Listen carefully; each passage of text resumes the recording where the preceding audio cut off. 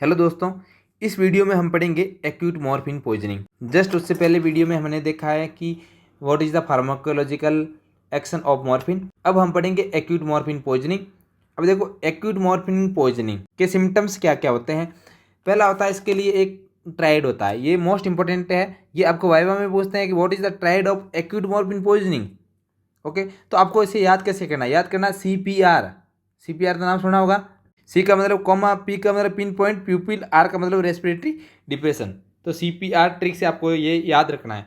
उसके अलावा क्या क्या सिम्टम्स होंगे? साइनोसिस होगा, हाइपोटेंशन होगा, शॉक होगा, कन्वर्जन होगा। अब treatment of acute morphine poisoning, सबसे पहला पहला होता है हॉस्पिटलाइजेशन। बेसिक बेसिक बताइए आपको। फिर एयरवे चेक करेंगे, ब्रीदिंग चेक करेंगे एंड सर्कुलेशन चेक करेंगे। उसके बाद हम देखेंगे वेंटिलेटरी सपोर्ट। अब वेंटिलेटरी सपोर्ट क्यों दे रहे हैं? वेंटिलेटरी सपोर्ट इसलिए दे रहे हैं क्योंकि इसमें ट्रायड में मेन क्या था? Respiratory depression. तो रेस्पिरेटरी डिप्रेशन हो रहा है तो आपको वेंटिलेटर पर डालना पड़ेगा पेशेंट को, तो पॉजिटिव प्रेशर रेस्पिरेशन देंगे इसमें। फिर gastric lavage with potassium permanganate. Fifth point है जो मेन आपका एंटीडोट। एंटीडोट देते हैं नेलॉक्सोन। कितनी देते हैं? 0.4 से 0.8 mg IV देते हैं। अब ये कब तक देते हैं? जब तक कि रेस्पिरेशन नॉर्मल ना हो जाए। ये अपना प्योर एंटागोनिस्ट है, कंपटीशन करेगा और ब्लॉक करेगा ओपियोइड रिसेप्टर पे, क्योंकि मॉर्फिन कहाँ एक्ट करती है? ओपियोइड रिसेप्टर पे। ये क्या करेगा? ओपियोइड रिसेप्टर को ब्लॉक कर देगा, जिसके कारण रेस्पिरेटरी डिप्रेशन है वो रिवर्स हो जाएगा। इसका एक्शन शॉर्ट ड्यूरेशन होता है, इसलिए हमें इसकी रिपीटेड डोज देनी पड़ती है। मैक्सिमम हम इसकी 10 mg डोज देते हैं, 2 से 3 मिनट में इसको रिपीट करते रहते हैं। कितनी देते हैं एक बार में? 0.4 से 0.8 mg IV देते हैं। तो ये आपको याद रखना है। मैक्सिमम डोज 10 mg है, 0.4 से 0.8 mg IV देंगे, रिपीटेड डोज देंगे, 2 to 3 मिनट में इसको रिपीट करेंगे। अब देखो, कॉन्ट्रा इंडिकेशन ऑफ मॉर्फिन, देखो बुक में दिया हुआ, आप बुक से पढ़ सकते हैं, लेकिन बुक में एक्सप्लेन नहीं कर रखा, इसीलिए मैं आपको कंसेप्ट के साथ समझाता हूँ। कॉन्ट्रा इंडिकेशन का मतलब है कि मॉर्फिन किन किन चीज़ों में नहीं देनी है। पहला, सबसे पहले देखो हेड इंजरी। देखो हेड इंजरी में दर्द होगा, लेकिन हम उसको दर्द कम करने के लिए मॉर्फिन नहीं देते। क्यों नहीं देते मॉर्फिन? देखो आप, देखो मॉर्फिन क्या करेगा? वॉमिटिंग करवाएगा, म्यूसिस करवाएगा और मेंटल क्लाउडिंग करवाएगा। ठीक है, तो हमें पता ही नहीं लगेगा। हम एक साइड तो ट्रीटमेंट कर रहे हैं हेड इंजरी का, और दूसरी साइड हमने मॉर्फिन दे दिया। तो मॉर्फिन के कारण जो CNS के सिम्टम्स आ रहे हैं, और एक हेड इंजरी के कारण CNS के सिम्टम आ रहे हैं। ठीक है, मान लो कोमा में चला गया पेशेंट, तो हो सकता है मॉर्फिन टॉक्सिसिटी के कारण चला गया, और यहाँ पे हेड इंजरी के कारण चला गया, तो पता ही नहीं लगेगा। तो मेंटल क्लाउडिंग, ठीक है, जिससे हमें प्रोग्रेस का पता नहीं लगेगा। दूसरा देखो, मॉर्फिन इंड्यूस्ड रेस्पिरेटरी डिप्रेशन, जिसके कारण क्या होगा कि CO2 एक्यूमुलेट होती रहेगी। CO2 एक्यूमुलेट होगी तो CO2 का काम है वेसोडाइलेशन करवाना, तो ये सेरेब्रल वेसोडाइलेशन करवाएगी, जिसके कारण क्या होगा? ICP, इंट्राक्रैनियल प्रेशर बढ़ जाएगा।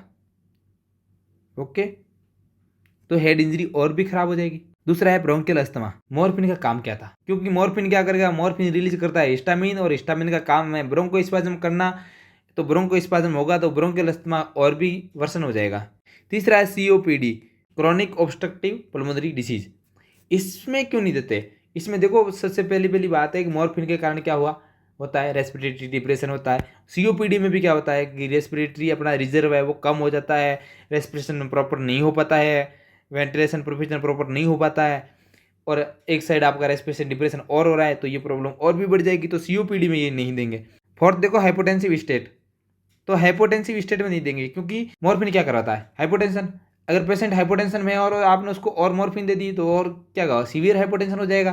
फिफ्थ है हाइपोथायराइडिज्म, हाइपोपिट्यूटेरिज्म। तो देखो, हाइपोथायराइडिज्म में मॉर्फिन क्यों नहीं देते? क्योंकि देखो, थायराइड का काम है मेटाबॉलिज्म को मेंटेन रखना, मेटाबॉलिज्म को बढ़ाना। अब थायराइड बढ़ जाएगा तो मेटाबॉलिज्म बढ़ जाएगा, थायराइड कम हो जाएगा तो मेटाबॉलिज्म कम हो जाएगा। तो मेटाबॉलिज्म कम होने से क्या हो गया? मॉर्फिन का मेटाबॉलिज्म कम हो गया, मॉर्फिन की टॉक्सिसिटी बढ़ जाएगी। तो अगर कोई पेशेंट हाइपोथायराइडिज्म में है तो उसको अगर low dose of the morphine देंगे वो भी टॉक्सिसिटी कर सकती है। तो हम इसको हाइपोथायराइडिज्म में नहीं देते। हाइपोपिट्यूटरिज्म में भी ऐसा ही है, क्योंकि ये भी मेटाबॉलिक अल्टरेशन करवाता है। तो मेटाबॉलिक अल्टरेशन करवाने के कारण ये टॉक्सिसिटी कॉज कर सकता है। देखो, सिक्स पॉइंट है इन्फेंट एंड एल्डरली। अब इन्फेंट में क्या होगा? रेस्पिरेशन। देखो, इन्फेंट में क्या होगा? रेस्पिरेटरी डिप्रेशन के चांसेस ज़्यादा होते हैं। और एल्डरली में देखो आप, क्योंकि एल्डरली में मॉर्फिन का काम ये है, मॉर्फिन का काम है कि जो भी इंस्पेक्टर होते हैं उसकी टोन को बढ़ाना, इंस्पेक्टर को बंद करना। तो यूरिनरी ब्लैडर से यूरिन पास आउट नहीं हो पाएगा, तो क्या होगा? यूरिनरी रिटेंशन हो जाएगा। अब सेवन देखो, अनडायग्नोस्ड एक्यूट एब्डोमिनल पेन। इसमें भी मॉर्फिन नहीं दे सकते। अब देखो पेट दर्द हो रहा है तो मॉर्फिन पेन किलर है तो मॉर्फिन दे सकते हैं, लेकिन इसमें नहीं देते। क्यों नहीं देते? क्योंकि ये पेन को मास्किंग कर सकती है। अब देखो ऐसा होता है कि अगर एब्डोमिनल पेन होता है, ठीक है, तो हमें क्या करना होता है कि हम पाल्पेट करते हैं और पता लगाते हैं कि भाई पेन कहाँ है। अगर आपने मॉर्फिन दे दी तो वो पेन तो गायब हो जाएगा, पेन गायब होगा, हमें पता नहीं लगेगा कि कहाँ है पैथोलॉजी, वो मास्क हो जाएगा। और दूसरा है कि ये इसका स्पाज्मोजेनिक इफेक्ट भी है, क्योंकि स्पाज्मा करवाता है ना, तो हो सकता है कि पेन और बढ़ जाए, समझ रहे हैं? तो इस कारण से इन कंडीशन में नहीं देते। हमारे चैनल को सब्सक्राइब जरूर करें, हमें सपोर्ट मिलेगा। अगर आप चैनल को सब्सक्राइब करते हो या फिर कोई सजेशन देते हो तो आगे की वीडियो में हम और इम्प्रूव करने की कोशिश करेंगे। Thank you.